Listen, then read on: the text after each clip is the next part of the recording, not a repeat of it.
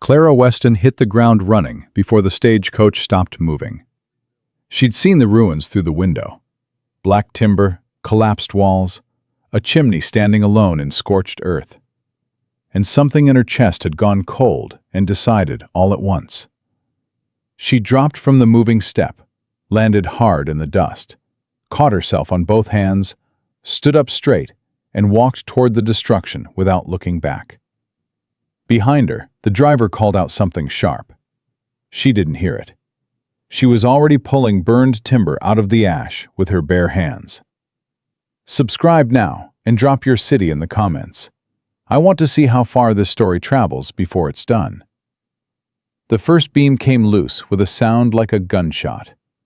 Clara staggered back 2 steps with the weight of it, caught her footing, and dragged it clear of the ash circle before dropping it in the dirt. Her palms were already bleeding through her gloves. She didn't stop. She grabbed the next beam, worked it free from where it had collapsed against the old foundation stones, and added it to the pile she was building 6 feet from the ruin's edge. She had been at it for 20 minutes before she heard him. "You're wasting your time." The voice came from behind her, flat and hard, the kind of voice that had given up expecting to be listened to. Clara didn't turn around. "Hand me that end," she said. "There's nothing to save. There's oak under this char."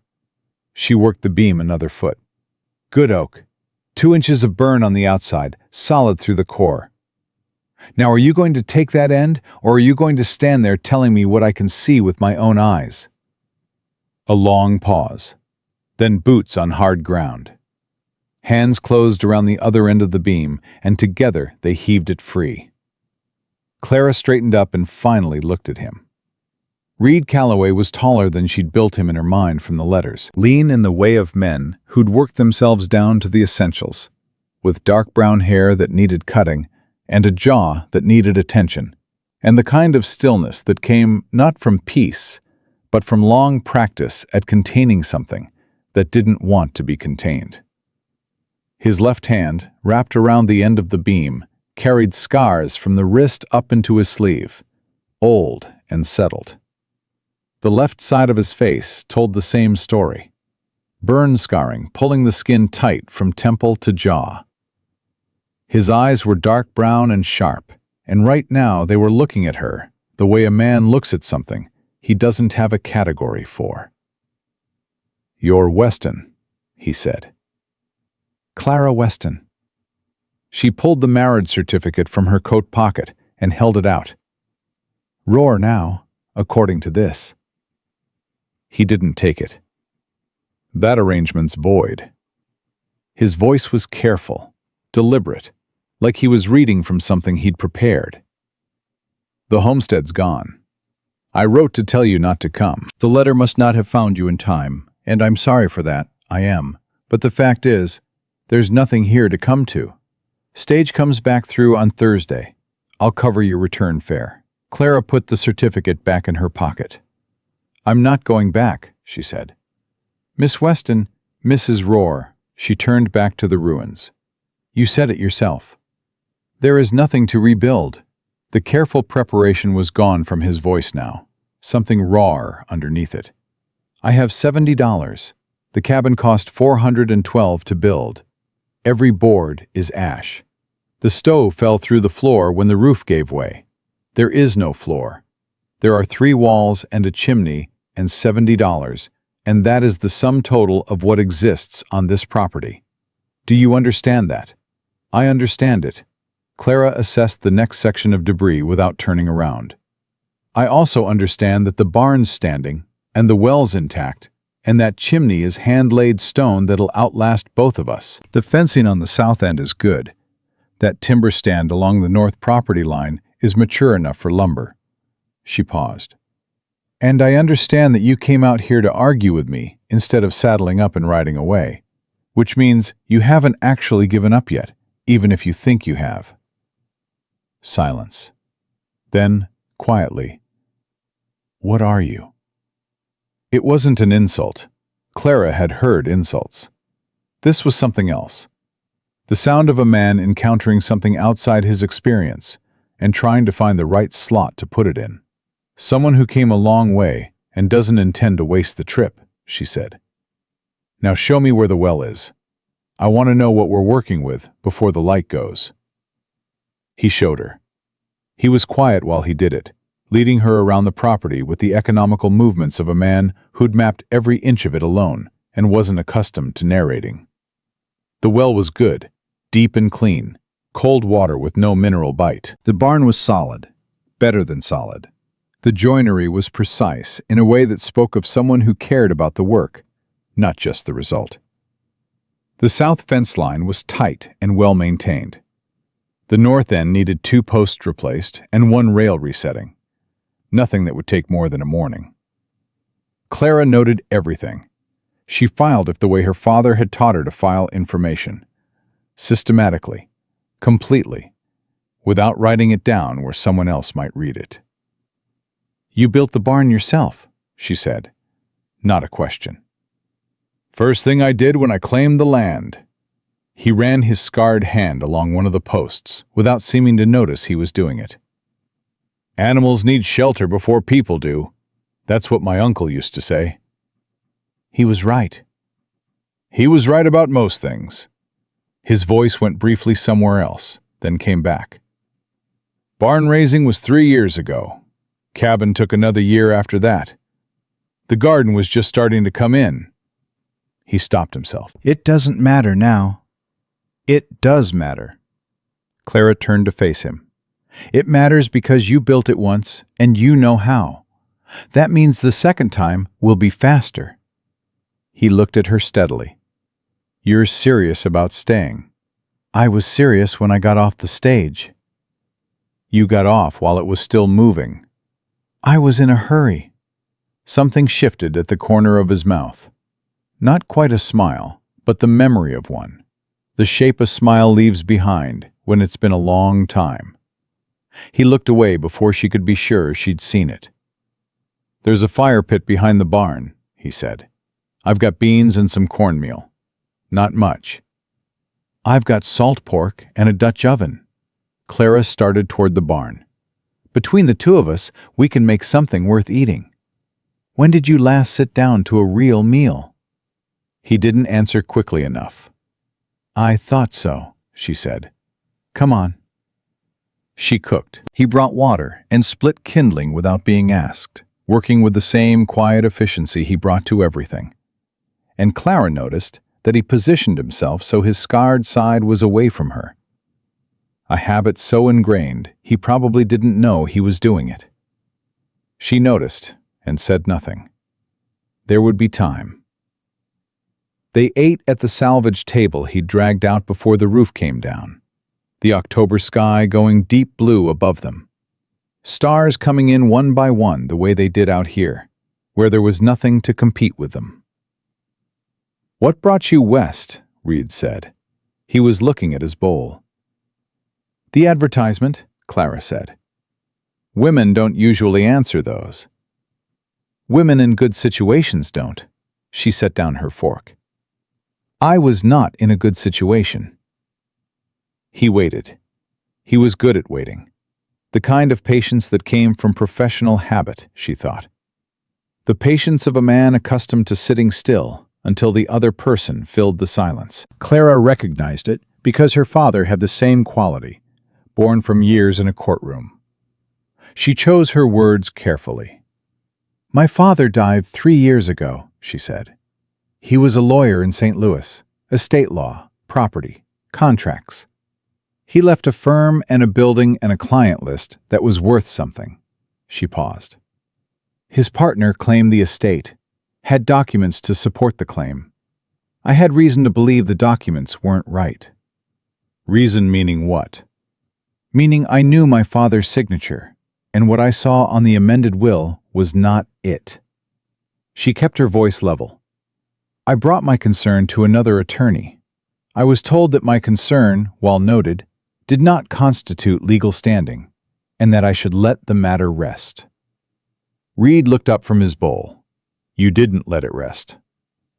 "I am not a woman who lets things rest." Clara picked up her fork again.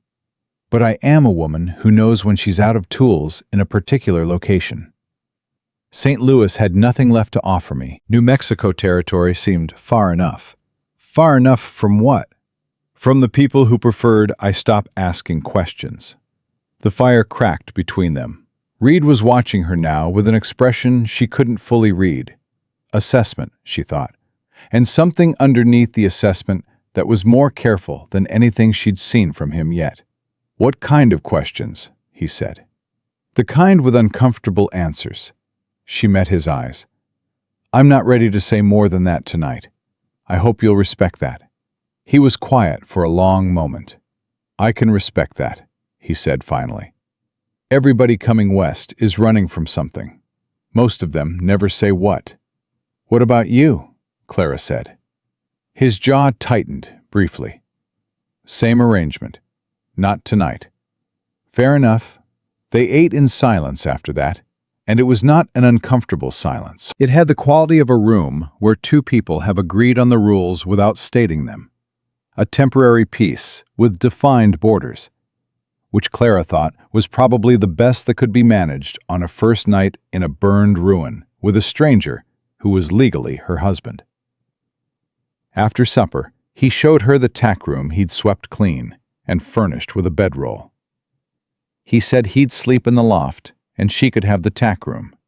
And there was an outhouse 30 yards south, and the chamber pot in the corner was for emergencies.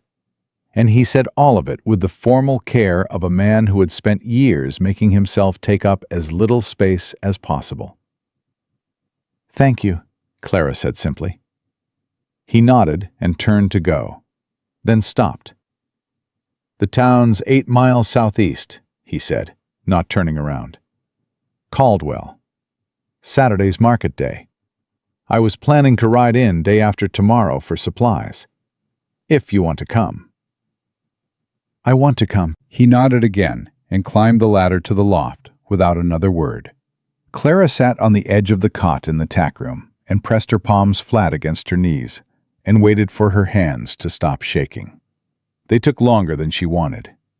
She was steady. She had always been steady, her father's daughter, trained to read the room and keep her face clean of whatever her mind was doing. But steadiness was not the same as calm, and sitting here, in the dark, in a stranger's barn, 11 days from the last place she'd felt safe, she let herself acknowledge, just briefly and just to herself, that she had no idea if she'd made the right choice. The ledger was inside her coat. She could feel it against her ribs, thin and worn. 43 pages of her father's careful handwriting, documenting 6 years of a land scheme he'd discovered too late to stop. Names, dates, parcel numbers, a chain of fraudulent titles running from St. Louis west through 3 territories, and at the end of it, the name of the man who had forged her father's signature and taken his firm and sent 2 men to her boarding house door 3 weeks before she'd answered Reed Calloway's advertisement. She had not told Reed about the ledger. She had not told him the full truth about why she'd left St. Louis, or about the men who'd come to her door, or about what her father had spent the last year of his life uncovering before his heart had given out, or before someone had helped it along, which was the thought she kept in a locked room in the back of her mind and tried not to visit. She had told him enough for tonight, more than she'd planned to, honestly. There was something about his particular brand of stillness that made silence feel dishonest instead of safe, and she would need to be more careful about that. Above her, Reed moved around the loft in the darkness, settling in for the night. The boards creaked under his weight. She heard him pull off his boots, heard the rustle of the bedroll, heard him go still. Clara lay back on the cot, fully dressed, and stared at the ceiling, and ran through the list she'd been making since the stage had pulled away. What she knew. The homestead was salvageable with the right labor and materials. Reed Calloway was not a broken man, regardless of how he was presenting himself. The barn alone was proof of that. The community. There had to be a community. There always was. would be the deciding factor in whether the rebuild was possible inside of a winter. What she didn't know: whether the men from St. Louis had followed her, whether her trail was clean enough, how long she had before whoever wanted that ledger worked out where she'd gone.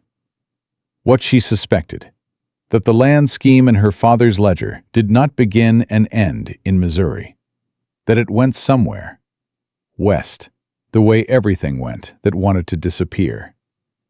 She closed her eyes. Outside, the New Mexico wind moved through the dark and rattled something loose on the barn roof, a board working against its nail with a regular, patient rhythm. Clara listened to it and filed it away.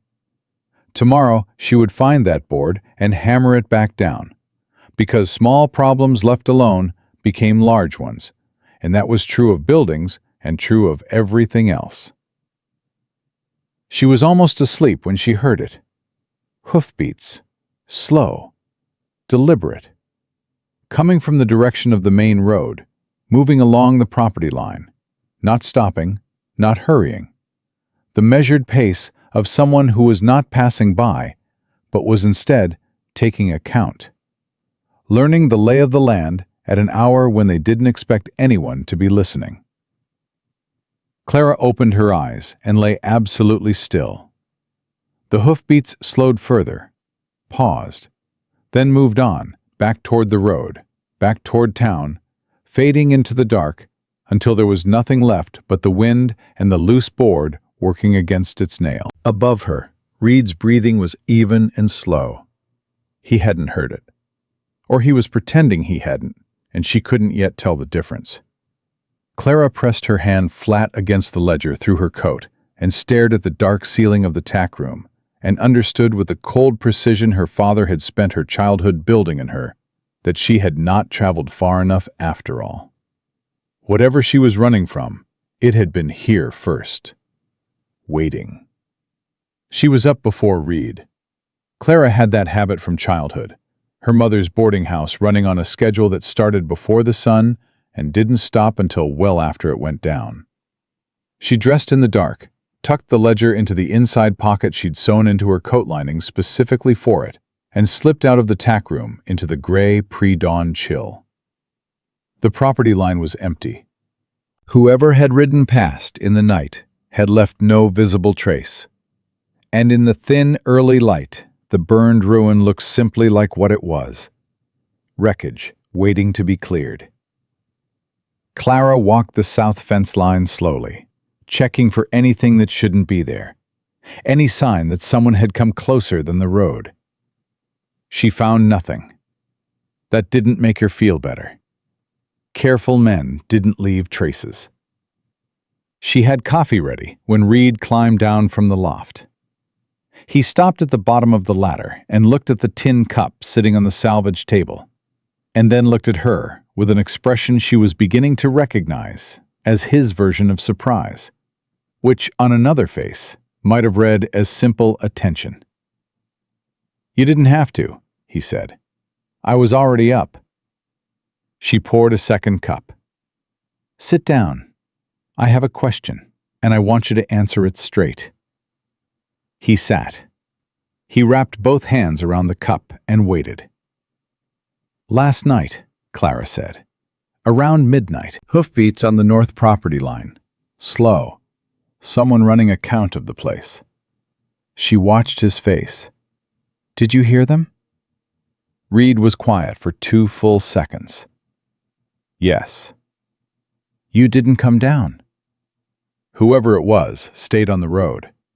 Coming down would have told them someone was awake and watching. He drank his coffee. "It's not the first time." Clara set down her cup. "How many times?" 4 times in 6 weeks, always at night. Always the same pace, same direction, same road. He looked at his hands. "Started 2 weeks before the fire." "You didn't think to mention that last night." "I didn't know you last night." He met her eyes directly. "I still don't know you. But you heard it, and you're asking straight, so I'm answering straight. That's what I've got right now." Clara considered that. It was a fair position. She was holding considerably more back from him than he was from her, and they both knew it. And he was extending a courtesy by not pressing the point. "Harlan Pierce," she said, "tell me more than you told me last night." Reed turned his cup in his hands. "Came to the territory 8 years ago. Bought the bank from a man who was leaving. Built it up, extended credit to the right people, called in loans from the wrong ones. He runs the Justice of the Peace Court, which means any property dispute in this county goes through him before it gets to a territorial judge. He's got a deputy named Voss who does his writing for him. Big man, quiet, does what he's told." He paused. Pierce himself is polished, educated, the kind of man who smiles at you the same way whether he likes you or plans to ruin you, so you can never tell the difference until it's already done. "Has he approached you since the fire?" "Once. Came out personally, which he doesn't usually do. Said he was sorry about my loss, which he wasn't, and repeated his offer to purchase, which he doubled." Reed's jaw worked. "I told him no." He smiled and rode away. "That was 3 weeks ago." "He'll come again," Clara said.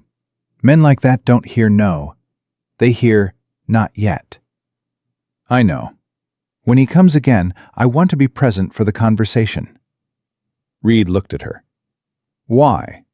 "Because I want to hear how he talks about the land." She chose her next words carefully. "There are things you can hear in the way a man discusses a property transaction that tell you whether the documents behind it are clean. Patterns of language, the way he handles specific questions, whether he answers what you asked or answers something slightly different." She paused. "My father spent 20 years teaching me to hear those things." Reed studied her across the table. The early light was coming through the barn door now, falling across the scarred left side of his face, and he didn't turn away from it the way he'd been turning away last night. Clara noted that, without commenting on it. "Your father, the lawyer," he said. "Yes. Who you said you had reason to believe was defrauded." "Yes." "And you came to New Mexico territory to get away from the people involved in that fraud." "Yes." "And you can identify fraudulent property documentation by listening to how a man talks about land transactions." Clara met his eyes. "Yes." Reed put down his coffee cup. "Clara," he said. It was the first time he'd used her given name, and it landed differently than she expected. Straightforward and serious. No performance in it. "I was a Pinkerton for 6 years. I am not going to pretend I don't understand what you're telling me without telling me." She was quiet. "I'm not asking you to show me whatever you're carrying," he said. "Not yet. But I need you to understand that if Pierce is connected to what you're running from, this situation is more dangerous than either of us walking into it separately. And I need you to not surprise me. Whatever you know, whatever you find out, you tell me. Not after. During." He held her gaze. "That's my condition." "Your condition for what?" "For staying." He said it simply. "I told you to leave. You're not leaving, which means we're doing this together, and together means both of us with full information. I'm not sending you into a room with Harlan Pierce while you're holding cards I can't see." Clara looked at him for a long moment. The weight of the ledger pressed against her ribs. 43 pages. 6 years of her father's careful, quiet, dangerous work. "Give me until Saturday," she said. "Until I've seen Pierce myself. Then we'll talk." Reed held her gaze for 3 full seconds. "Saturday," he said. They rode into Caldwell on a gray Friday morning, a day early, because Clara had woken to the sound of the loose board on the barn roof and decided that being 1 day ahead of schedule was worth more than being predictable. Reed had 1 horse left. A gray gelding named Smoke, with a patient disposition and the resigned air of an animal that had outlasted everything expected of him.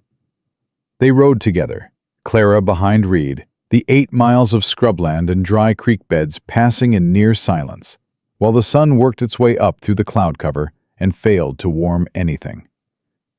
Caldwell was small and deliberate, the way frontier towns were when they'd been built to last rather than built to accommodate a rush. The main street was wide and dusty, with a covered walkway running the length of the eastern storefronts. A general store, a blacksmith, a building with a painted sign reading Caldwell Savings and Trust that was larger and better maintained than anything else on the street. Beside it, a smaller sign, Harlan Pierce, Justice of the Peace. Clara looked at the bank building and memorized its windows. Reed guided Smoke to the hitching rail in front of the general store and dismounted, then held up his hand for Clara. She took it, feeling the rough texture of his scarred palm through her glove, and stepped down. A woman appeared in the doorway of the general store before they'd taken 3 steps toward it. She was somewhere in her mid-50s, broad-shouldered and deliberate in her movements, wearing a canvas apron over a practical brown dress and an expression that suggested she had been expecting them, or someone like them, and had prepared accordingly. "Calloway," she said, "I heard you were still out at that property." Her eyes moved to Clara with the quick, calibrated assessment of a woman who had been reading people across a counter her entire life. "And you must be the mail-order bride." "I'm Dorothy Finn. I run the dry goods side of this establishment, and I know everything that happens in this county before it happens, which you should consider fair warning." "Clara Rohr," Clara said. "Formerly Weston. I'll consider it noted." Dorothy Finn looked at her for one more second and then stepped aside to let them in. "Come on, then. I've got coffee and I've got opinions, and you're going to need both." The store was dense with goods and information, the kind of place that functioned as the town's nervous system. Every transaction passing through it, carrying news along with the payment. Dorothy moved behind her counter with the efficiency of a woman who'd arranged her world exactly to her own specifications. "How bad is it?" Dorothy asked Reed, pulling a paper-wrapped package from under the counter before he'd said what he needed. "The rebuild." "Bad," Reed said. "Manageable." "Manageable with what money?" "Working on it."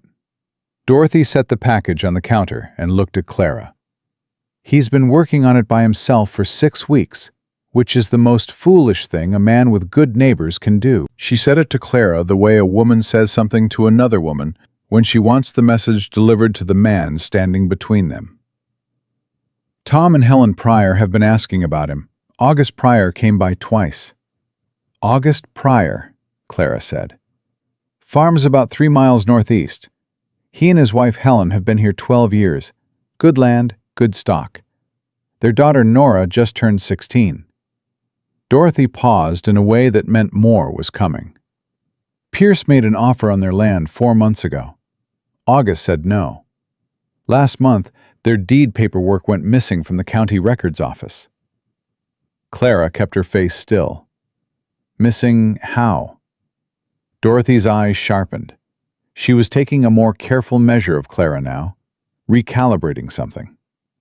"Missing as in the clerk went to pull it for a routine filing, and it wasn't there. Pierce said there must have been a misfiling, offered to help sort it out personally, which August had the good sense to decline." "Does August have copies of the original documentation?" "He has what he has. I wouldn't know the details." Dorothy slid the package across the counter to Reed. "What I know is that 3 families in this county have sold to Pierce's syndicate in the last 2 years. One of them is my cousin's husband's brother, and he told me the sale felt like the only option after certain things went wrong with their property." She paused again. "Certain things like fires." The word sat on the counter between the 3 of them. Reed's expression didn't change. Clara watched his hands, and his hands were steady. "I'd like to meet the Pryors," Clara said. Dorothy looked at her steadily. "I thought you might. They'll be in tomorrow for market." She pulled out a second package, smaller, and set it beside the first. "This is thread and 2 needles. I'm not charging you for it. Nora Pryor needs a winter coat made over, and her mother doesn't have time. And I have a feeling you're the kind of woman who pays her debts in kind." "I am," Clara said. "Thank you." "Don't thank me. Just be careful." Dorothy leaned on the counter and dropped her voice, though there was no one else in the store. "Pierce comes in here every Thursday, friendly as a Sunday morning. He'll know you're here by this afternoon, and he'll come to introduce himself before the week's out. And when he does, he'll be the most reasonable man you've ever met. That's what makes him dangerous. He sounds like help, until the help has its hand around your throat." Clara nodded once. "I'll remember that." They were loading the saddlebag outside when the bank door opened across the street. The man who came out was exactly what Dorothy had described. 60 or near it, well-dressed by any standard, silver-haired, with the measured confidence of someone who had never been in a room he didn't control. He saw them immediately. He would have seen them the moment they rode in, Clara suspected, the bank windows giving him a clear view of the main street. And he crossed toward them with a smile that arrived several steps before he did. "Calloway." The voice was warm and practiced. "I'm glad to see you're still around. I was beginning to worry." "Mr. Pierce," Reed's voice was level. "And this must be your wife." Pierce turned the smile to Clara. It was a very good smile. It reached almost all the way to his eyes. "I'd heard a rumor, but I didn't dare hope. Welcome to Caldwell, Mrs. Rohr. Harlan Pierce. I run the bank and try to keep the peace in this county, for whatever that's worth." He extended his hand. Clara shook it. His grip was firm and brief, and told her nothing she hadn't already decided about him. "Mr. Pierce," she kept her voice pleasant and her eyes attentive. "My husband speaks highly of the county." Reed, to his credit, said nothing. "I hope you'll both come to think of this town as home," Pierce said. He had shifted his gaze back to Reed, with the smooth ease of a man who did not consider a woman's presence particularly relevant to the actual conversation. "I imagine rebuilding is the priority right now. If there's anything the bank can do, anything at all, we offer very reasonable terms for homestead reconstruction loans. I'd hate to see you struggle when there are resources available." "We're managing," Reed said. Of course," the smile again. "And if you ever want to revisit our earlier conversation, the offer stands. Better than stands, actually. I've had cause to reevaluate the parcel's value upward." He glanced at Clara then, briefly, and in that glance was something that Clara filed away immediately. Not interest, not attraction, but assessment. The kind of look her father had warned her about. The look of a man who had just noticed something unexpected and was deciding what to do about it. "You came from St. Louis, I understand, Mrs. Rohr?" Clara smiled. "What a small world," she said pleasantly. "I wouldn't have thought news traveled that fast out here." "Oh, small towns." Pierce spread his hands. "News is our primary export. I hope St. Louis treated you well." "Well enough," Clara said. "Though I've always found New Mexico more interesting. More opportunity, don't you think? For people willing to look carefully at what's actually available?" Something moved in Pierce's eyes. Not alarm. He was too controlled for alarm. But attention. The sharpening of a man who has heard something that requires more thought than he's currently allocating. "Quite right," he said. "Well, I won't keep you. Welcome again, Mrs. Rohr. Calloway?" He touched the brim of his hat and walked back toward the bank without hurrying. Reed waited until Pierce was inside and the door was closed. "What was that?" I wanted to hear how he talked about the land, Clara said quietly. She was watching the bank windows. He didn't, not specifically, which means he's more careful than I expected. She turned back to the saddlebag. He also knows where I'm from, which means someone told him, which means someone has been paying attention to who gets off the stage. Boss, Reed said. His deputy, big quiet man, watches the stage road. So he knows I arrived. He doesn't know yet why. Clara tightened the saddlebag strap. When he finds out I'm a lawyer's daughter with any knowledge of property documentation, that will change. She looked at Reed. We need to see the Pryors tomorrow, before Pierce gets to them first. Reed looked at her for a moment. You poked at him on purpose. That line about looking carefully at what's available.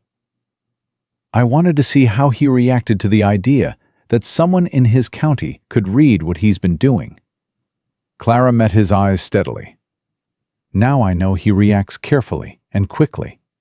That's useful information. It's also dangerous information, Reed said. You just put yourself on his list. I was already on his list the moment I stepped off the stage. She held his gaze. The difference is, now I'm on it as something he can't quite categorize yet. That buys us time. Reed was quiet for a long moment, studying her, with a focused stillness she was coming to associate with him doing his most serious thinking. Saturday, he said. You tell me what you're carrying. All of it. Clara looked at him, at the careful set of his jaw and the old burn scars and the dark eyes that had spent 6 years learning to see through what people showed to what they were actually doing. Saturday, she agreed. They rode back to the homestead in the long afternoon light, and for the first time, Clara noticed that Reed positioned Smoke so his own body was between her and the road. A habit so ingrained, he almost certainly didn't know he was doing it.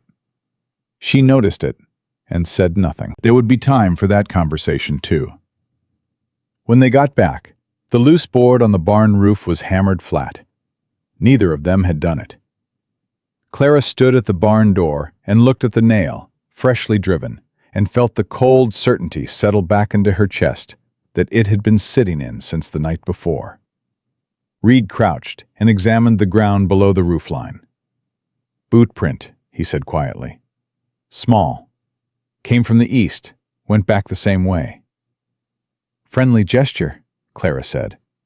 Or a reminder that they can come and go as they please. Could be both.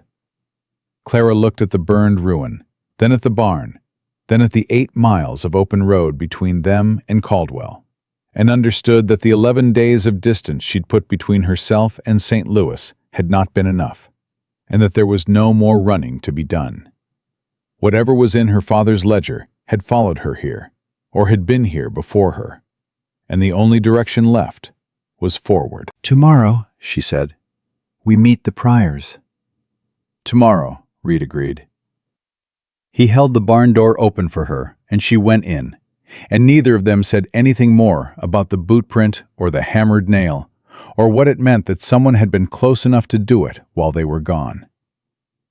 But that night, Clara noticed that Reed did not go up to the loft until she had latched the tack room door.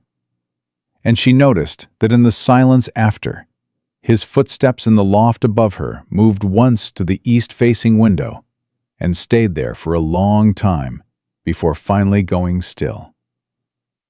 She lay in the dark with her hand on the ledger and listened to the New Mexico night and thought about her father, who had spent the last year of his life building a careful, precise record of something that had gotten him killed or broken his heart or both, and had left it for her to find, which meant he'd trusted her with it, which meant she had an obligation that went beyond her own survival. Build it today, he used to say.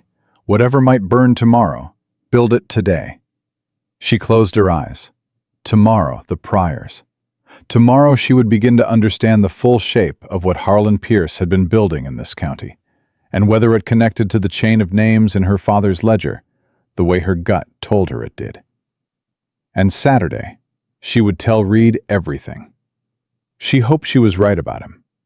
She was, she thought, about as right as it was possible to be about a man she'd known for 2 days. But right wasn't the same as certain, and certain wasn't something she could afford to wait for. The wind moved through the property and rattled nothing. The loose board was nailed fast. Clara slept. The Saturday market was already loud when they arrived. Caldwell's town square ran the length of 2 blocks on market day, farmers pulling wagons in from every direction, women setting up tables with preserves and fabric and baked goods, children running between legs while their fathers argued price on livestock they'd been arguing price on for years. It had the organized chaos of a place that had been doing this long enough to have its own rhythms, its own customs, its own unspoken rules about who stood where and who spoke to whom first. Clara watched it all from the back of smoke, while Reed tied the horse and noted 3 things immediately. Dorothy Finn was already positioned at the edge of the dry goods store with a clear view of the square and what appeared to be a strategic reserve of information she was dispensing selectively. A large, quiet man with a deputy's badge stood near the bank corner, doing nothing visibly purposeful, which meant he was doing something purposeful that wasn't visible. And Harlan Pierce was nowhere in sight, which meant he was somewhere specific. She filed all 3 observations and climbed down. Dorothy found them before they'd taken 20 steps into the square. She moved with a purposeful speed of a woman who had somewhere to be and had been waiting to get there. "Pryors are at the north end," she said without preamble. "August got here early, and he's been watching the bank corner since he arrived, which tells you something about his state of mind." She pressed a folded piece of paper into Clara's hand. "That's the filing date on their original deed. August gave it to me 2 weeks ago and asked me to keep it somewhere Pierce's people wouldn't think to look." Clara unfolded the paper. A date, a parcel number, a description of boundaries. She committed it to memory in the time it took her to read it once and handed it back. "Keep it where it is," she said. "Don't let August know you showed me." Dorothy looked at her for a moment. "You're going to help them. I'm going to look at what's there. That's all I can promise right now." Dorothy nodded once and moved away into the crowd with the smooth efficiency of a woman who had just completed the transaction she'd come to make. Reed was at Clara's shoulder.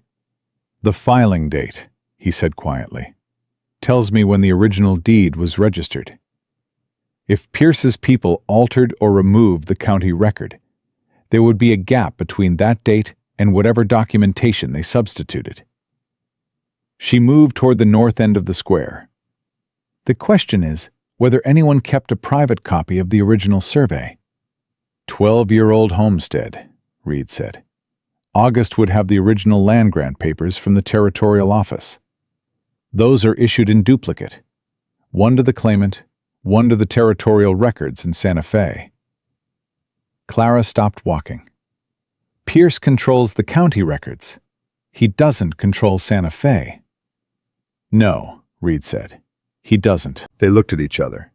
"That's a 3-day ride," Clara said. "I know the territorial records clerk," Reed said, "from before. He owes me a conversation." He paused.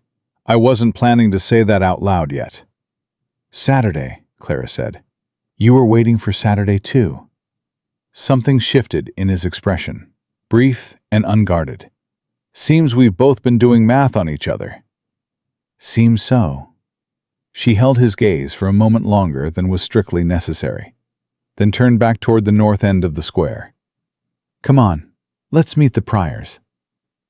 August Pryor was a broad man gone gray at the temples, with the weathered patience of someone who had been waiting for something to go wrong, long enough that when it finally did, he'd had time to get angry about it properly. His wife Helen stood beside him, a practical woman in her 40s, with flour on her sleeve, and the watchful eyes of someone who had been managing other people's anxiety alongside her own for several weeks. Their daughter Nora, 16 and trying to look older, stood slightly behind them, with the particular stillness of a young person who has been told to be quiet and is storing everything she hears. August looked at Reed first, the quick assessment of a man who'd extended help twice and been turned away twice, checking whether the third encounter would be different. Whatever he saw made him extend his hand. "Calloway, glad you're still standing." "August," Reed shook his hand. "This is my wife, Clara." August turned to Clara, and she saw the moment his assessment recalibrated. She'd become accustomed to that particular recalibration in the last 2 days. The moment when men who had prepared to be polite to a frontier wife encountered something that didn't fit the category they'd built. Helen Pryor saw it too, and Clara watched the older woman's eyes sharpen with something that might have been recognition, or might have been hope, which out here were often the same thing. "Dorothy said you came from St. Louis," Helen said. "I did." Clara offered her hand, and Helen took it. "She also said you're having trouble with your county deed record." August's jaw tightened. Trouble is one word for it. Theft is another. He glanced around the square, a quick, habitual check, and Clara noted which direction his eyes went first. The bank corner. The deputy. "The record's gone. County clerk says there's no filing on our parcel. 12 years we've been on that land, paid every tax, filed every renewal, and now the clerk is telling me it's as if we never existed in the record." "When did you first notice it was missing?" Clara said. 6 weeks ago, right after I told Pierce no for the 3rd time. "Did you tell the clerk when you'd filed and what the parcel number was?" "I told him everything I could remember. He said without the document in hand, there was nothing to go on." August's voice had the flat, exhausted quality of a man who had been reasonable in the face of unreasonable circumstances for as long as he could manage it. Pierce came by 2 days later. "Very sorry for the inconvenience," he said. "Offered to help us reconstruct the filing. Said he had connections at the county level that could smooth things over." He paused. "Said if we wanted to spare ourselves the headache, his offer on the land was still standing." "What did you tell him?" Reed said. "I told him what I told him the first 3 times. August looked at his hands. "But Helen and I both know we can't hold that position forever without the paperwork to back it up. A man without a deed is a squatter, legally speaking, and Pierce knows exactly how long it takes for a squatter claim to get sorted in territorial court." Helen spoke for the first time since the introduction. She'd been watching Clara, and she spoke to Clara directly. "Can you help us?" Clara chose her words with the precision her father had drilled into her. "I can look at what you have and tell you honestly what I see. I won't promise more than that, because promising more than I can deliver helps nobody." Helen nodded once, accepting that. It was the nod of a woman who had learned to value honest limits over comfortable reassurances. "We have the original land grant certificate," August said, "from the territorial office in Santa Fe. We have 12 years of tax receipts, every one of them. And I have a survey map drawn by the surveyor who staked the corners." He looked at Clara carefully. "How fast can you work?" "Bring everything to Dorothy's store this afternoon," Clara said. "I'll need an hour with it." August looked at Reed. Reed looked back at him with an expression that said, "Yes, she means it," which was its own kind of endorsement. "This afternoon," August said. They moved through the rest of the market with the particular awareness of people who have just committed to something and are now managing the consequences of that commitment. Reed sold 3 hours of fencing labor to a farmer named Coles in exchange for a wagon load of lumber, a transaction conducted in 4 sentences that suggested the 2 men had a prior understanding of each other's honesty. Clara took a commission from Helen Pryor for Nora's winter coat, examined the fabric Helen had been saving, and gave her a specific list of what additional materials would be needed, which Helen wrote down with the focused concentration of a woman who had learned to treat lists as lifelines. They were heading back toward Dorothy's store when Pierce appeared. He came from the direction of the bank as if he'd been watching for his moment, which Clara was certain he had. He was dressed the same as Thursday, which was to say, better than anyone else in the square, and the smile arrived ahead of him at the same distance it had before. A practiced thing, an instrument. Mr. and Mrs. Rohr, and August. The smile included all three of them with calibrated warmth. Lovely morning for it. August said nothing. His hands were loose at his sides, and his jaw was set in the way of a man who has decided that words are expensive, and he's not spending any on this particular transaction. Pierce let the silence settle for exactly one beat, which was professional, long enough to note it, short enough to rise above it, and then turned to Clara. "I hope you're finding Caldwell to your liking, Mrs. Rohr. I imagine after St. Louis, the pace feels rather different." "I find I prefer it," Clara said pleasantly. "St. Louis has a way of making everything feel very complicated. Out here, things seem clearer." "How do you mean?" "Property, for example." She kept her voice conversational, the tone of a woman making small talk. "In a city you have layers and layers of documentation, amendments, competing claims. It becomes very difficult to see what actually belongs to whom. Out here, the original grants are more straightforward. Survey the land, file the claim, pay your taxes. Quite elegant, really." She paused. "When the system works as intended." Pierce's smile didn't falter. He was good, she granted him that. But his eyes had done the same thing they'd done on Thursday. That fractional sharpening, the recalibration of a man encountering something that requires more attention than he'd allocated. "Quite right," he said. "Of course, even straightforward systems require careful management. Records get misfiled, documents go astray. That's why it's so important to have reliable local administration." He looked at August with an expression of such genuine seeming regret that Clara could see why people found him convincing. "I do hope we can sort out your situation, August. The offer of assistance stands. No obligation attached." "I'll manage," August said. 2 words, flat as a plank. Pierce nodded, accepting it with the grace of a man who knows he has more time than the person he's talking to. He touched his hat to Clara, gave Reed a collegial nod, and moved away into the market crowd. August watched him go. "Assistance," he said very quietly. "That's what he calls it." "I heard what he calls it," Clara said. "This afternoon, Dorothy's store." August looked at her. Then he nodded and took Helen's arm and walked in the opposite direction. And Clara turned to find Reed watching her, with an expression she hadn't seen from him yet. It wasn't the careful assessment or the controlled stillness. It was something more direct than either of those things, and it lasted only a moment before he put it away. But she saw it. "You did that on purpose," he said. The property documentation speech. "I wanted to see if he'd show his hand." Clara started walking. "He didn't, not directly. But he understood what I was telling him, which is that someone in this county can read what he's been doing. He'll move faster now, which means we need to move faster. That's the second time you've poked a dangerous man to see how he reacts." Reed fell into step beside her. "You're going to tell me on Saturday that this is a pattern.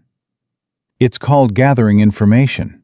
It's called making yourself a target." "I was already a target." Clara glanced at him. "The boot print on the barn roof, remember? Whatever Pierce knows about me, he knew it before I poked him. I'm just making sure he knows I know something too. Because men like Pierce prefer invisible opponents. They're efficient against people who don't know what's happening to them. They're considerably less efficient against people who can see the mechanism and name its parts." She paused outside Dorothy's store. "My father taught me that. He also taught me that naming the mechanism only works if you can prove it, and that's what this afternoon is for." Dorothy had a back room behind the dry goods that she used for storage and, apparently, for exactly the kind of meeting that needed to happen away from windows and ears. She cleared a workbench without being asked, produced a lamp, and stationed herself at the store's front to ensure no one came in unexpectedly, all without a word being said about why. August arrived 20 minutes later, with a leather portfolio worn soft with handling. He set it on the workbench and opened it with the careful reverence of a man handling something he understood to be his last protection. And Clara spread the contents out under the lamp and went to work. The original land grant was issued by the Territorial Land Office 11 years prior, surveyed and signed by a territorial officer whose name she noted. The survey map was hand-drawn, detailed, with corner stakes marked and distances measured to the foot. 12 years of tax receipts, every one present, numbered sequentially, bearing the county tax collector's stamp. Clara went through each document in order. She worked the way her father had worked, quietly and completely, her hands moving with the practiced efficiency of someone who had spent years handling documents in dim offices, who knew what the corners of a genuine filing felt like compared to a substitution, who could read a signature's pressure and angle and tell whether the hand that made it had been confident or copying. Reed stood back and let her work. She was aware of him the way she was aware of the lamp, a steady presence that didn't interfere. August stood on the other side of the workbench, with his arms folded, watching her face for any information it might give away. Helen had stayed outside with Nora, and Clara had been glad of that. She needed the room quiet. After 40 minutes, she sat back. "The original grant is clean," she said. "Survey is authentic. Signatures check out against the territorial officer's recorded style. Tax receipts are consecutive and show no gaps." She looked at August. "Your filing history is perfect. 12 years, not a single missed payment or lapsed renewal." August exhaled. "Then what happened to the county record?" "Someone removed it." Clara folded her hands on the workbench. "Or substituted a different document in its place, one that doesn't show your claim. Without seeing the county record itself, I can't tell you which, but the effect is the same. Your valid claim has been made invisible in the local system." She paused. "Which is why the territorial record in Santa Fe matters. The land grant office issues every original claim in duplicate. Your copy is here. The territorial copy exists in Santa Fe in a record that Pierce cannot touch because it is outside his jurisdiction." August stared at her. "Then we need someone to go to Santa Fe." "We need someone to go to Santa Fe," Clara agreed. She looked at Reed. Reed looked back at her steadily. 3 days there, 3 days back, with a stop at the records office. "I know the timeline. And while I'm gone, Dorothy and I will manage." Clara held his gaze. "I can hold a position for 6 days, Reed. What I can't do is make that ride. And you can." Something moved in his face. Not reluctance. She'd expected reluctance, and this wasn't it. It was something more complicated. The expression of a man weighing 2 different kinds of risk against each other, and not finding either one acceptable. "Saturday," he said. Clara understood. He had agreed to wait for Saturday to hear everything she was carrying, and she was asking him to ride to Santa Fe before Saturday came. She made a decision.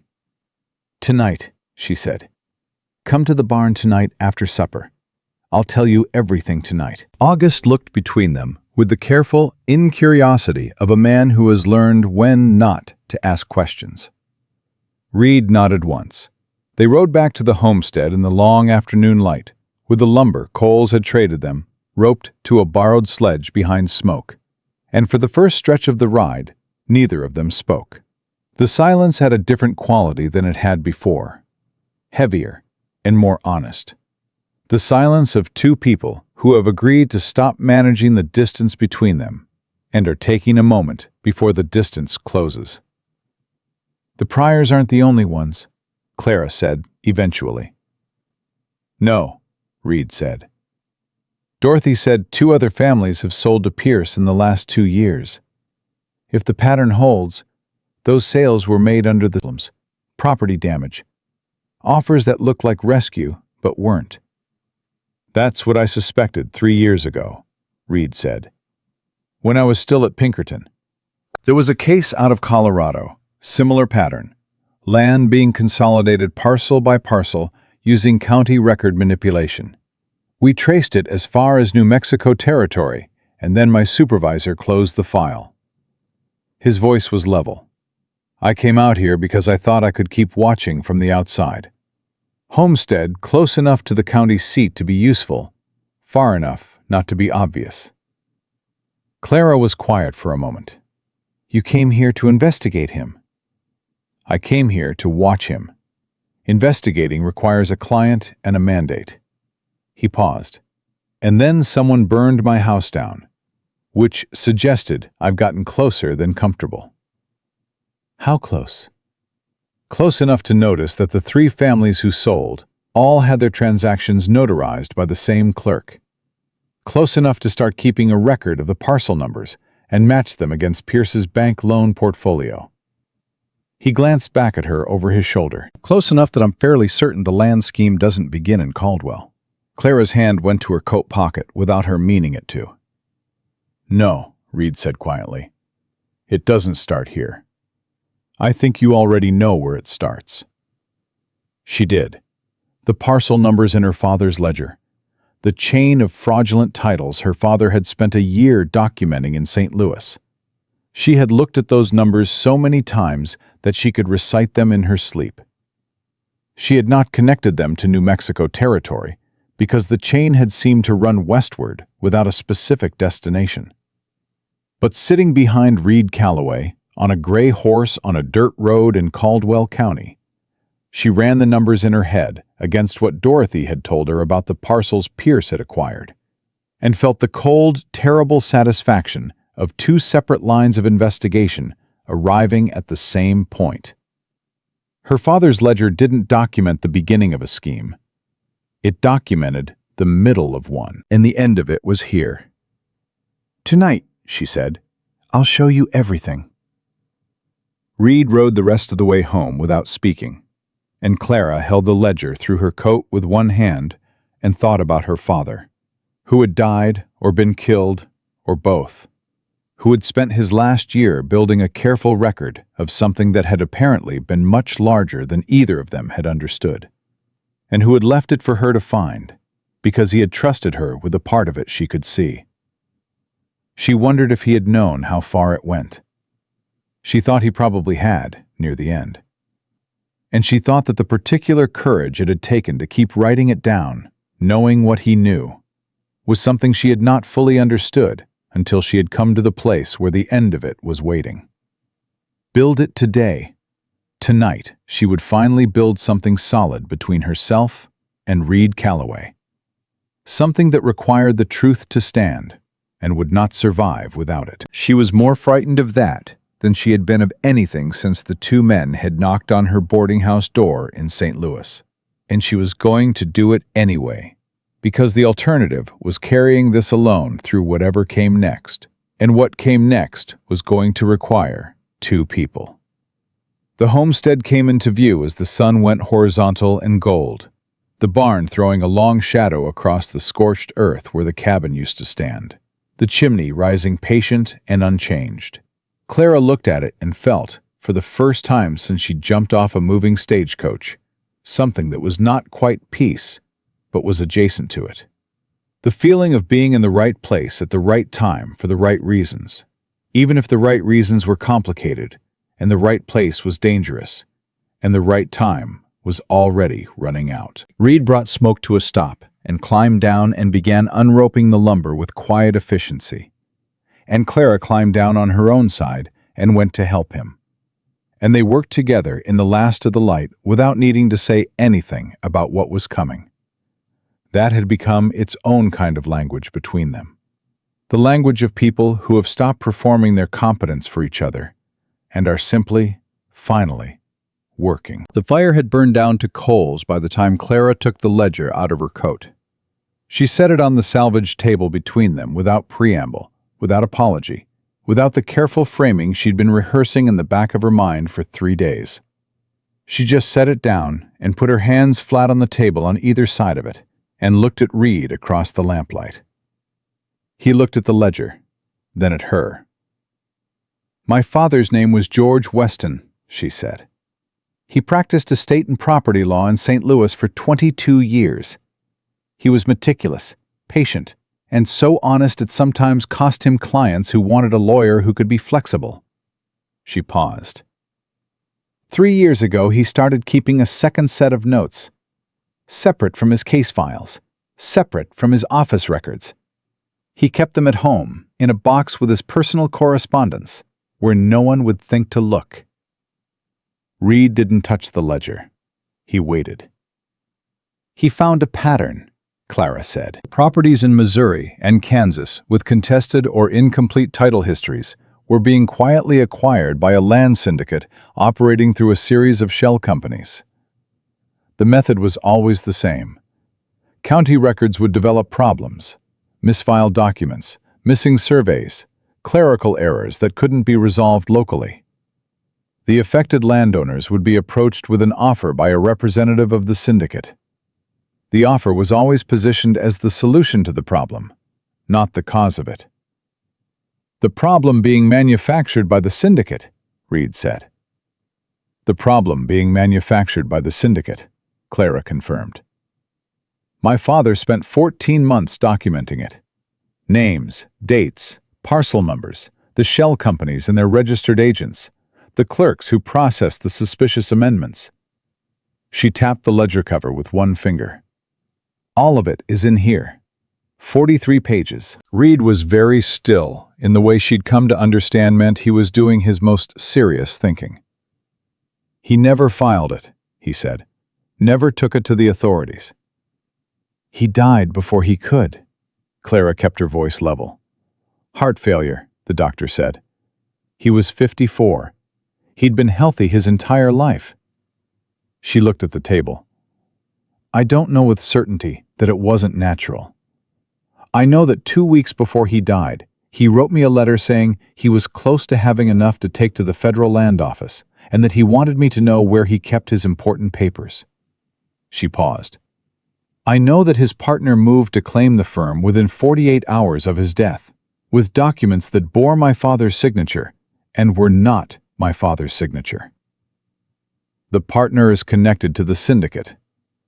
His name appears in the ledger 4 times, registered agent for 2 of the shell companies." Clara finally sat back. "When I found the ledger and confronted him with what I'd found, he told me I was confused and grieving, and that my understanding of property law was insufficient for the conclusions I was drawing." Her voice was steady, but her hands, flat on the table, pressed down slightly harder. "He said it gently. He said it the way Pierce said it to August this afternoon. Very sorry for the inconvenience. The offer of assistance stands." Reed looked at her for a long moment. "How long before the men came to your door?" 3 weeks, 2 of them. They didn't threaten me directly. They said they were concerned about my welfare. Said they'd heard I was having difficulty accepting my father's death, and that they hoped I wasn't doing anything that might complicate the estate settlement." She met Reed's eyes. One of them looked at my writing desk while he talked.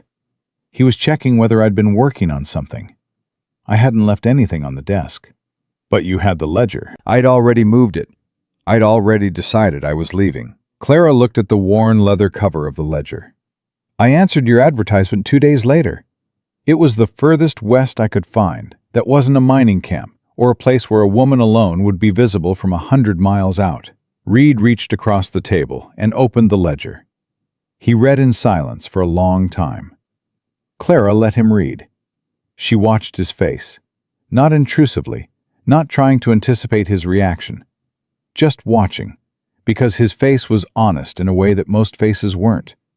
And she had been in rooms full of dishonest faces for long enough that honesty, even in small doses, was something she found herself oriented toward, like a plant toward a window. He turned to the last third of the ledger and stopped. He went back 2 pages and read something again, carefully. His jaw tightened. "These parcel numbers," he said. "Yes. 3 of them are in New Mexico territory." He looked up. I know these parcels. The Hendelman property, the Vasquez grant, and the old Callaway survey at the north end of the county. He stopped. "That's my land. That's the parcel I claimed." The fire cracked between them. "Your land was already on their list before you arrived," Clara said quietly. "Whatever the Pinkerton case was that brought you to this region, you claimed a parcel that the syndicate had already identified. You were in their way before you knew they existed." Reed set the ledger down. He stood up and walked to the barn door and stood there with his back to her, looking out at the dark. And Clara waited and let him have the time he needed, because she knew that what he was processing was not just the information, but the specific shape of it, the way it reframed 3 years of his life into something he hadn't consented to. "They didn't burn my cabin because I was investigating Pierce," he said finally, his voice controlled and deliberate. "They burned it because I was on land they wanted. The investigation was secondary." "Yes. I've been out here thinking I was watching him." He turned around. "And I was on his list the day I filed my claim." "You were watching him," Clara said. "You just didn't know the full scope of what you were watching." She held his gaze. "Neither did my father, at the end." The ledger documents the Missouri and Kansas operations in detail, but the Western entries are incomplete. He ran out of time before he could trace where the parcels led. She paused. "They lead here, this county. Pierce is not the origin of this scheme, Reed. He's the western terminus of something that started in St. Louis and has been moving west for at least 6 years." Reed came back to the table. He sat down and looked at the ledger with an expression that had moved past the initial shock into something colder and more functional. Clara recognized that expression. She'd seen it on her father's face the morning he sat down and began writing the second ledger. The expression of a person who has understood that something is much larger than they thought, and has decided that the size of it is not a reason to stop. "The territorial records in Santa Fe," he said. "The Pryor claim, the Hendelman title, the Vasquez grant. If Pierce has been removing county records, the Santa Fe copies are the only clean documentation left." "Yes. And if someone could get to Santa Fe and pull those records before Pierce knows they're coming, we'd have documentation that contradicts whatever Pierce has substituted in the county files. Proof that valid claims existed before the alterations." Clara leaned forward. "Combined with what's in this ledger, the shell companies, the registered agents, the pattern of operations across 3 territories, it's enough to bring to the federal land office." "Enough for a federal investigation, which is outside Pierce's jurisdiction entirely." "It's enough to end him," Reed said. "It's enough to end the operation," Clara corrected carefully. "Pierce is one part of it. The men in St. Louis who came to my door are another. The partner who took my father's firm is another. The federal land office would need to pursue all of them, and that takes time, and it takes people with more authority than either of us." She paused. "But it starts here, with the Santa Fe records." Reed nodded slowly. "I ride to Santa Fe Monday. 3 days out, records office, 3 days back." He looked at her directly. "You stay here and you don't go near Pierce." "I'll be in town every day," Clara said. "The Pryor Coat Commission, Dorothy's sewing projects. I need to be visible and ordinary. If I disappear when you do, Pierce will know something is happening." Being visible and ordinary is different from being in Pierce's vicinity. "I understand that. I mean it, Clara." His voice had shifted, firmer than she'd heard it before. And it wasn't commanding. It was something more honest than that. The voice of a man asking for something specific, and being direct about it, because being indirect hadn't worked out well for either of them. "I need to know you're going to be careful while I'm gone. Not bold, not strategic. Careful." Clara looked at him. I'll be careful. Because what you have in that ledger, he said, is the kind of thing that gets people killed. Your father knew it. That's why he hid it. And you've been carrying it on your person for 3 weeks with 2 men from St. Louis looking for it, and a man in this county who'd burn a house to make a point. I know what I'm carrying. I know you know.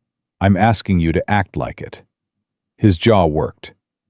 I just found out my land was already gone before I planted a single post.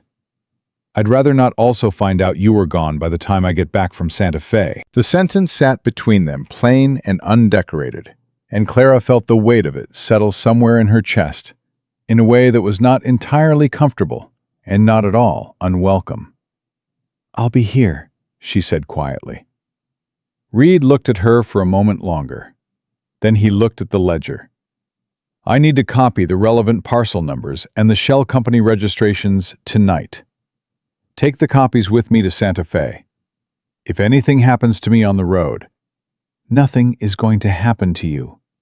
If anything happens to me, he repeated, patient and practical. The information survives. Agreed?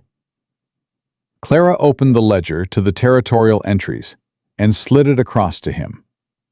Agreed. They worked at the table for 2 hours, Reed writing in the careful, precise hand of a man who had spent 6 years filing detailed investigative reports. Clara reviewing each copied entry against the original and correcting the 2 places where a parcel number differed by a digit. The lamp burned low, and she trimmed it without stopping. And outside, the October night pressed against the barn walls, and the property sat quiet and dark, in a way that was either peaceful or watchful, and she'd stopped being able to tell the difference. When they finished, Reed folded his copies and put them inside his boot. Clara returned the ledger to the inside pocket of her coat and laid the coat across the foot of the cot in the tack room where she could reach it in under 3 seconds. She was coming back out of the tack room when she heard Reed say her name. He was standing near the barn door, not moving toward her or away from her, just standing with his hands loose at his sides, in the posture he had when he was about to say something he hadn't cleared with himself first. The advertisement, he said. Clara waited. I wrote it because I needed someone to help me work the land, and I couldn't do it alone after the investigation took up most of my time. He paused. That's what I told myself. But the truth is, I wrote it because I've been alone in this county for 3 years, watching a man systematically destroy families, and I couldn't prove anything. And I couldn't talk to anyone, and I was starting to think that was just how it was going to be. He looked at the floor briefly, then back up. I wrote it because I needed a partner, the kind you can tell things to. He paused again. I didn't expect to find one. Clara held his gaze. She understood that he was not declaring anything, not asking for anything he hadn't already received. He was simply being honest in the way she had been asking him to be, in the way she had been trying to be. And the only correct response to honesty, offered plainly, was honesty returned plainly. I answered it because I needed to disappear, she said. That's also true. But I answered your letter specifically, not the 3 others I found, because yours was the only one that asked for a partner instead of a worker. And I thought, if I have to trust someone, I want it to be someone who wants the same thing I want. She paused. Which turns out to be someone to tell things to. Reed looked at her for a long moment. Something in his expression had shifted out of the careful neutral he'd been maintaining for 4 days, and what was underneath it was not complicated. It was the look of a man who had decided something, and had made the decision with both eyes open. Monday I ride to Santa Fe, he said. Monday, Clara agreed. And when I come back, we take this to the federal land office together. Together, she said. He nodded once, the definitive nod that meant the matter was settled, the same nod he used when they'd agreed on which timber to save and which to burn. And Clara found that she liked that he used the same nod for both, that he didn't treat agreements between them as different in kind depending on their weight. She went back into the tack room and lay down on the cot, and listened to Reed climb the loft ladder and move around above her, and go still.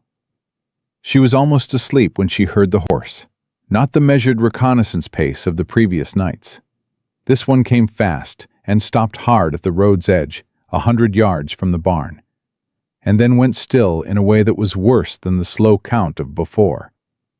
The stillness of someone who was not passing through and was not doing reconnaissance. The stillness of someone who had arrived and was deciding what to do next. Clara was on her feet with her coat in her hands before she'd finished the thought, the ledger hard against her palm through the fabric. Above her, Reed's boots hit the loft floor.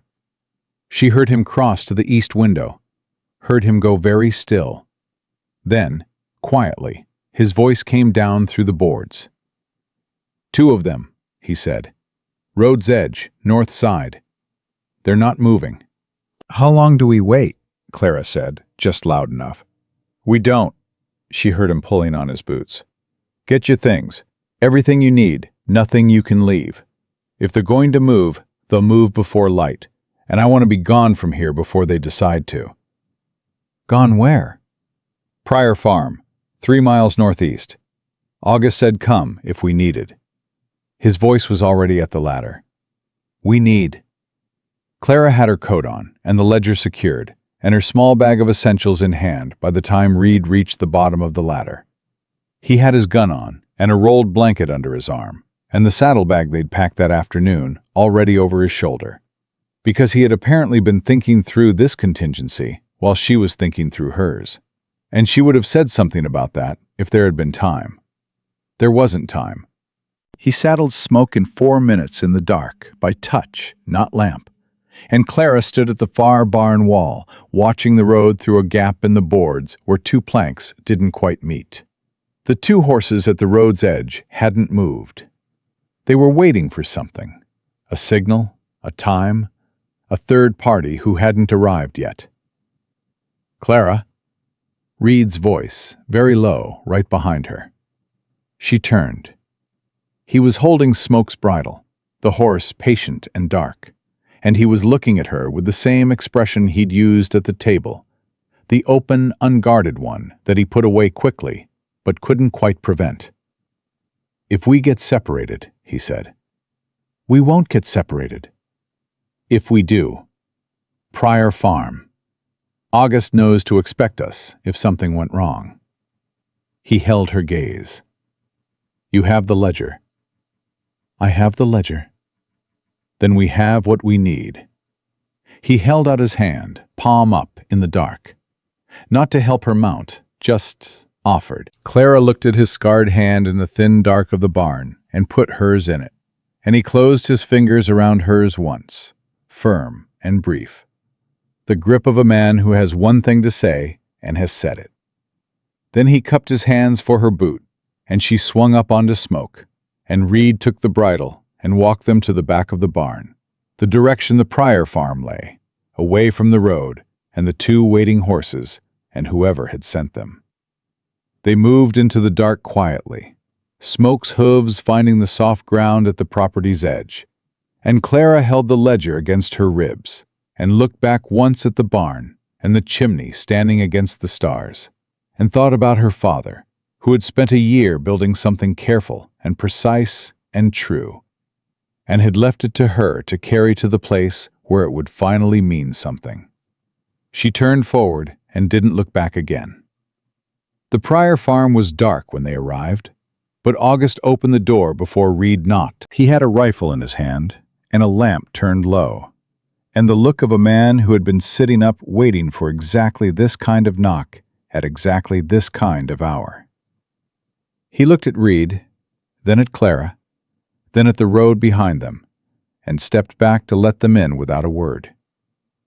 Helen appeared from the back room in her robe with her hair down, took one look at Clara's face, and went directly to put coffee on. Nora stayed in her doorway, watching with the wide, careful eyes of a young person who understood that something serious was happening and had the sense not to ask questions yet.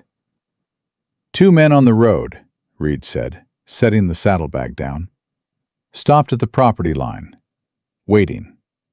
August leaned his rifle against the wall, but kept it within reach. Voss? Couldn't see at that distance. Maybe. Reed looked at him. We can't stay here long. I don't want to bring this to your door. You didn't bring it to my door. It was already at my door. August sat down at the kitchen table with the heaviness of a man lowering a weight he'd been carrying standing up. Pierce sent a man to see me this afternoon, after the market. Said he'd heard there was a woman in town asking questions about county deed records, and that he hoped I hadn't been talking to people who didn't understand how these things worked. He looked at Clara. He was talking about you. I know, Clara said. He also said the county assessor would be coming out next week to review property boundaries in this section. Said it was routine. August's jaw tightened. It's not routine. He's never sent an assessor in 12 years. Helen set coffee on the table and sat down beside her husband. What does it mean? She said, and she asked it the way a woman asks when she already knows the answer and needs to hear it said plainly so she can stop carrying the weight of knowing it alone. It means he's moving faster than he planned to, Clara said. He knows someone has the information to challenge him, and he's trying to establish facts on the ground before that information reaches the right people. She sat across from August and Helen and put her hands flat on the table. The Santa Fe records. Reed needs to ride Monday. If he can get the territorial copies of your original land grant and the other affected parcels and bring them back with a certified record from the land office, Pierce cannot substitute his way out of it. A federal certification overrides anything he's done at the county level. And the woman asking questions about deed records, August said, looking at Clara steadily. What does she do while your husband is gone? She stays visible and ordinary, Clara said. She makes a coat for your daughter and does her sewing commissions and does not go anywhere near the county records office or the bank. She paused. And she makes sure that the documentation she's carrying reaches the right person if anything happens before Reed gets back. Helen looked at her husband. August looked at the table. Something passed between them in the way of people who have been married long enough to conduct entire conversations without speaking. You can stay here, August said. Both of you, tonight. Reed can leave at first light. He looked up. And that documentation you're carrying, Mrs. Rohr? I don't know what it is, and I'm not asking. But there's a floorboard in the back room that's been loose since we built this house, and nobody knows about it but Helen and me. He met Clara's eyes. In case you need somewhere safer than your coat pocket. Clara looked at him for a moment. Thank you, August. Don't thank me. Just end this. Reed left before the sun came up. Clara stood at the Pryor Farm's east window and watched him go. Smoke moving easy through the gray pre-dawn. Reed's silhouette, steady in the saddle, the way it always was. The way of a man who had been on horseback most of his life, and carried the habit in his spine, even when he was standing still. She watched until the distance took him, and then she turned around and picked up Nora's coat fabric and got to work. Because there was nothing else useful she could do with her hands, and her hands needed to be useful, or her mind would eat her alive. The day passed in the way that days pass when you are waiting for something and trying not to show it. Clara sewed, Helen cooked. August went about his farm work with the concentrated normalcy of a man who understood that the most important thing he could do was look exactly like what he was. Nora asked careful questions about the coat, and gradually less careful questions about St. Louis, and about what it was like to be a lawyer's daughter, and about whether women could practice law, and Clara answered every one of them honestly, and watched the girl's face absorb the answers with a hunger that was its own kind of answer. Dorothy came by mid-morning with thread and the information that Pierce's deputy, Voss, had ridden out toward the Calloway homestead at dawn and come back an hour later looking neither satisfied nor troubled, which meant he'd found the barn empty and hadn't decided yet what that meant. "He'll decide by tomorrow," Dorothy said. "Pierce doesn't let uncertainties sit long." "I know," Clara said. She kept her eyes on the coat seam she was running. "What are people in town saying?" "That the new wife at the Calloway place is a fine seamstress and minds her own business." Dorothy's voice was dry. "Which is what I've been telling anyone who asks, and what I'd suggest you keep making true for as long as you can." "I intend to." Dorothy looked at her over the sewing table. "You're not frightened." "I'm frightened," Clara said. "I'm just not letting it make my decisions for me." She paused.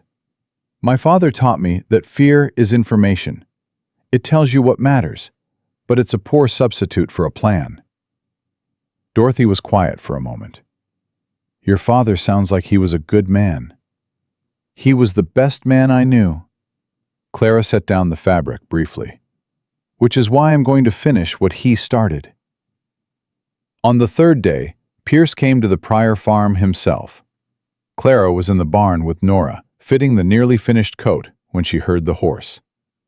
She looked through the gap between the barn boards the same way she'd looked through the barn wall at home 4 nights ago, and she saw Pierce dismounting at the gate with the unhurried ease of a man who had nowhere to be and all the leverage in the world. She touched Nora's shoulder once, quickly.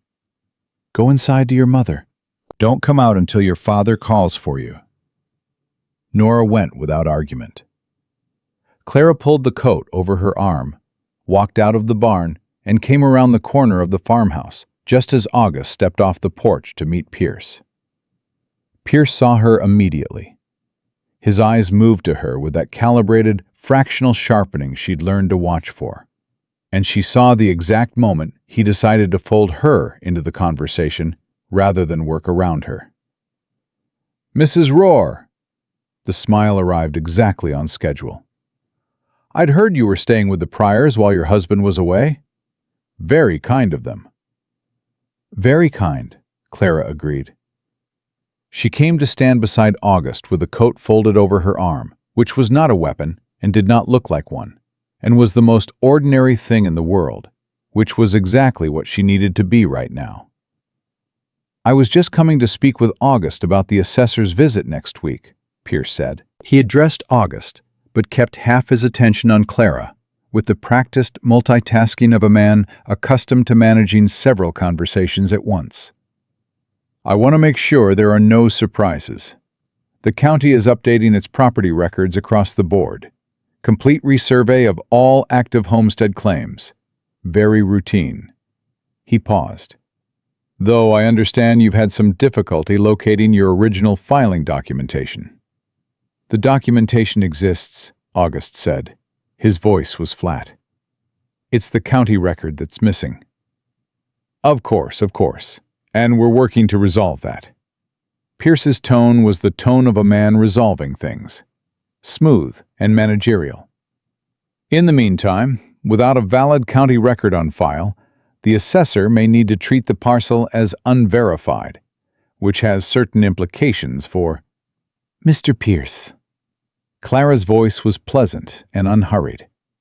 "I wonder if you could clarify something for me. When you say the county record is missing, do you mean the original filing from the Territorial Land Office, or the subsequent county amendment that would have been processed after the initial grant?"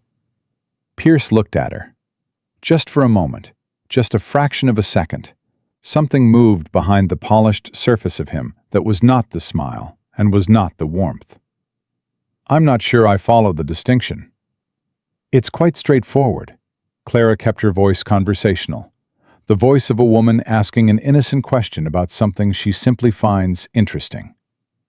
Territorial land grants are processed in Santa Fe and generate a federal record as well as a county record. If the county record is missing, the federal record in Santa Fe remains valid and takes precedence in any title dispute. That's territorial law, established in 1878. She paused. So, when the assessor comes next week, August will simply need to present his federal certification, which supersedes anything at the county level. I'd imagine that resolves the issue quite cleanly. The silence that followed lasted 4 seconds. Clara counted them. Pierce looked at her with the attention of a man who has just heard someone name exactly what he has been carefully not naming, and who is now assessing whether that naming was accidental or deliberate.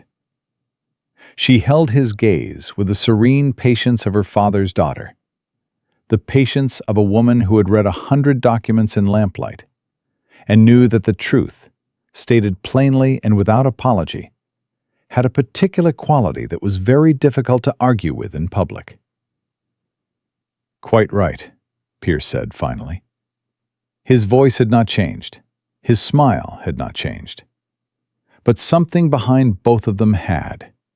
And Clara filed the change away with the same precision she filed everything. "I wasn't aware you had a background in property law, Mrs. Rohr." "My father was a lawyer," Clara said. "He believed in educating his daughters." Pierce looked at her for one more moment. Then he touched his hat, said good day to August with the same warm finality as always, and rode back toward town without hurrying. August let out a breath slowly. "He's going to move now." "He's going to move now," Clara agreed. She looked at the road Pierce had taken and calculated. Reed has been gone 3 days.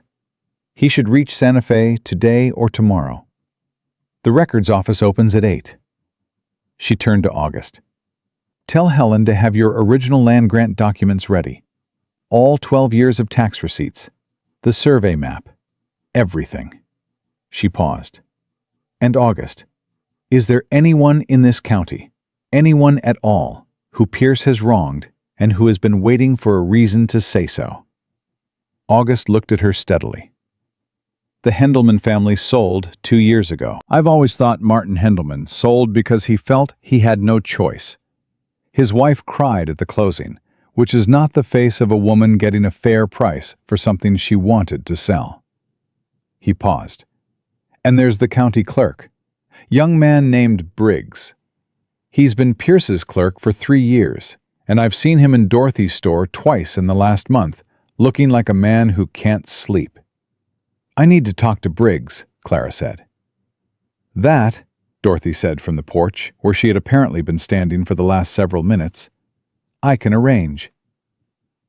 The clerk's name was Thomas Briggs, and he was 26, and he had the particular pallor of someone who had been carrying a specific guilt for a specific amount of time, and had reached the limit of how long a person could carry it alone. He came to the Pryor farm that evening at Dorothy's arrangement, hat in hands, and he stood in August's kitchen and looked at Clara and said, "I didn't know what it was at first. Pierce told me it was routine record maintenance." "Tell me exactly what he asked you to do," Clara said. Briggs told her. It took 20 minutes and cost him something visible to say, and when he finished, his hands were shaking, and he had the look of a man who has just set down something very heavy, and is not yet sure whether he'll be punished for having carried it or for having put it down. 3 deeds, he said. He had me pull them from the active file and replace them with amended versions. He said the originals had errors that needed correcting. I processed the amendments the way I process everything. He looked at the table. It was 6 months before I understood what the corrections actually did. "What did they do?" Clara said. The originals showed clear title back to the territorial grant. The amended versions introduced a disputed boundary notation that didn't exist in the original surveys. It made the titles look contested. He swallowed. "I kept the originals. I didn't destroy them. I know I was supposed to, but I couldn't." He looked up at Clara with the direct, desperate eyes of a man offering the only thing he has left. "I have them, at my house, in a box under my bed." Clara looked at him for a long moment.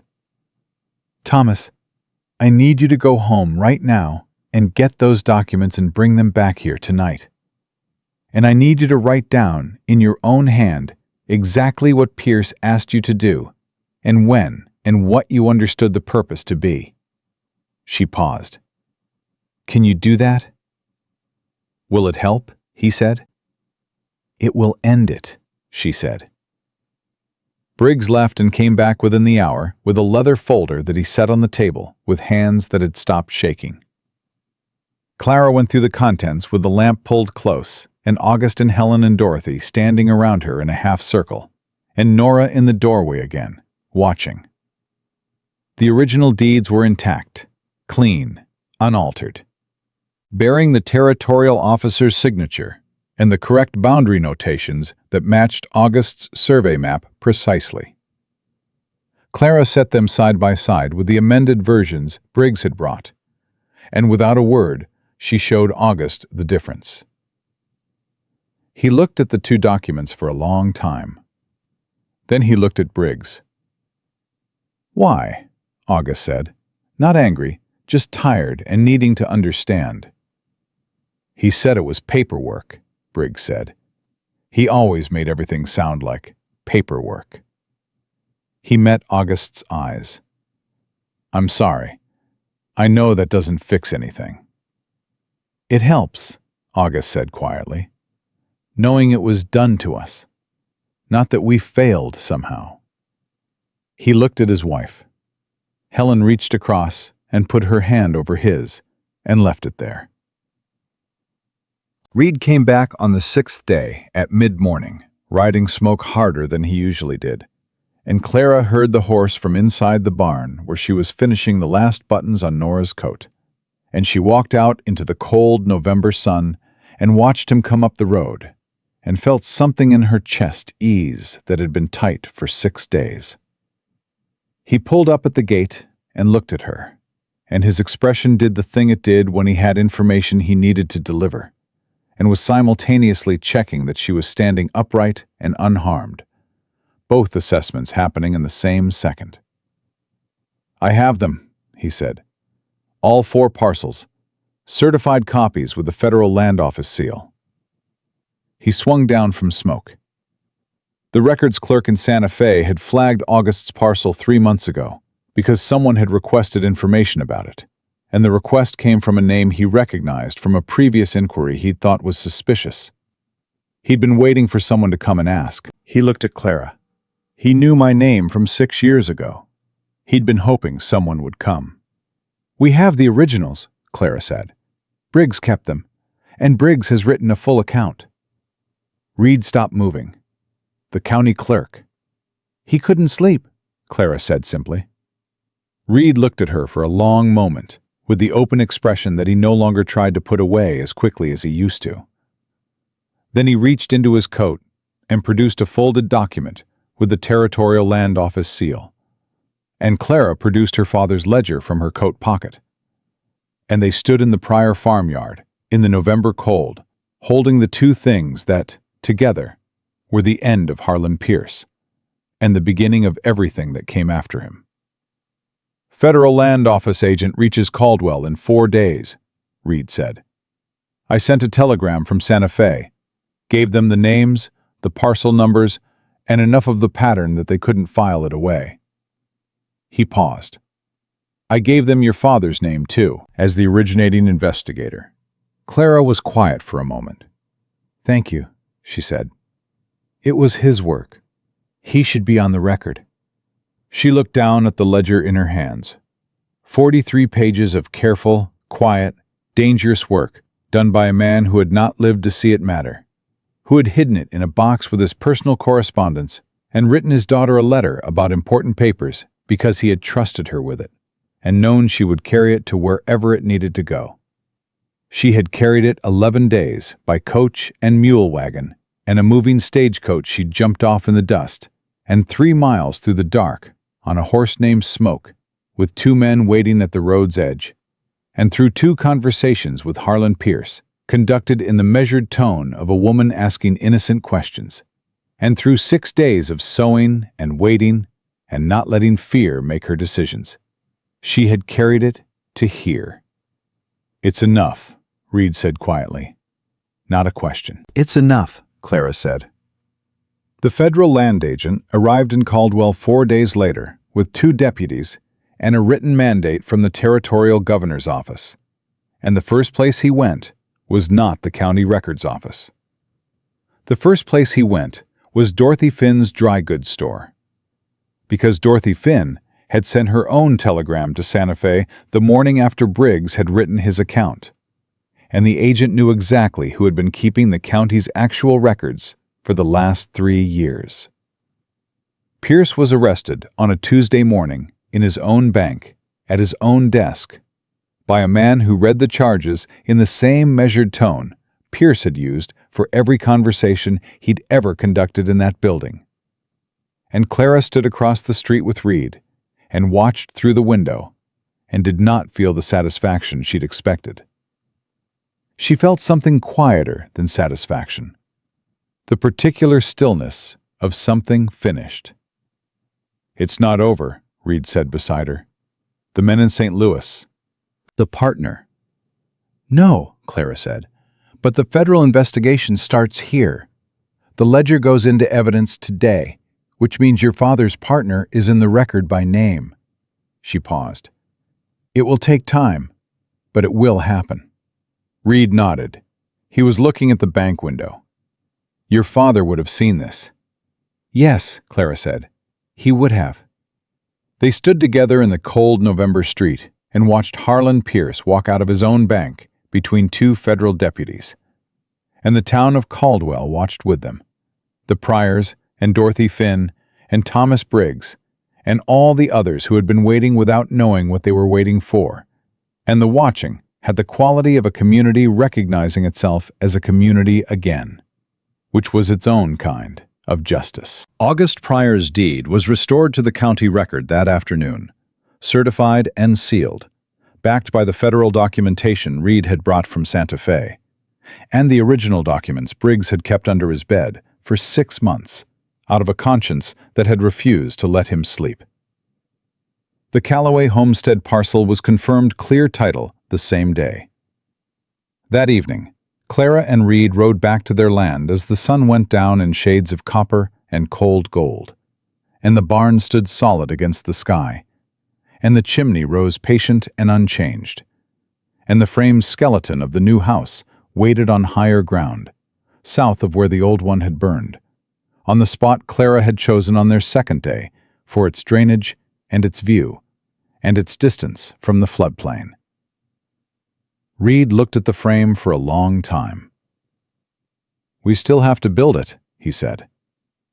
"We do," Clara said. "Roof before the real cold comes. That's 3 weeks, maybe 4. I know the timeline." He looked at her sideways with the expression she had come to think of as his actual face, the one underneath the careful neutral, the one that was direct and dry and occasionally had a sense of humor about itself.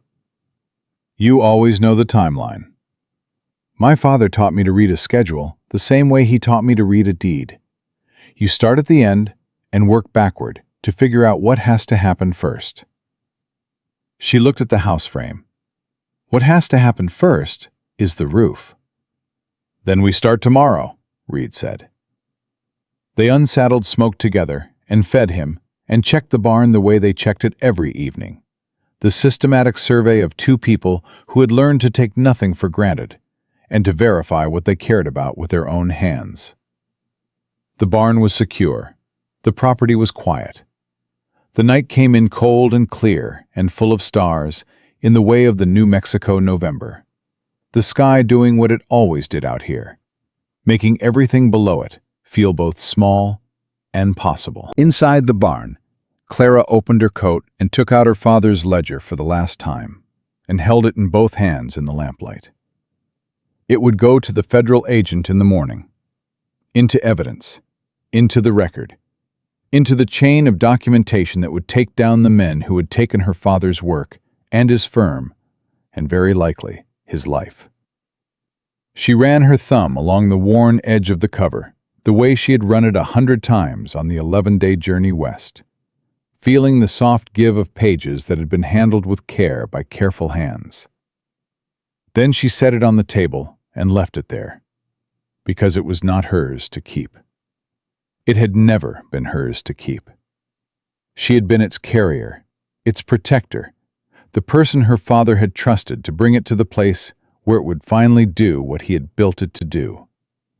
She had done that. Reed came and stood beside her at the table and looked at the ledger and didn't say anything, which was the right thing to do, and she had come to expect the right thing from him, in the way she expected the well to produce cold water and the barn door to hang true, not with complacency, but with the specific, earned confidence of someone who had tested a thing repeatedly and found it sound.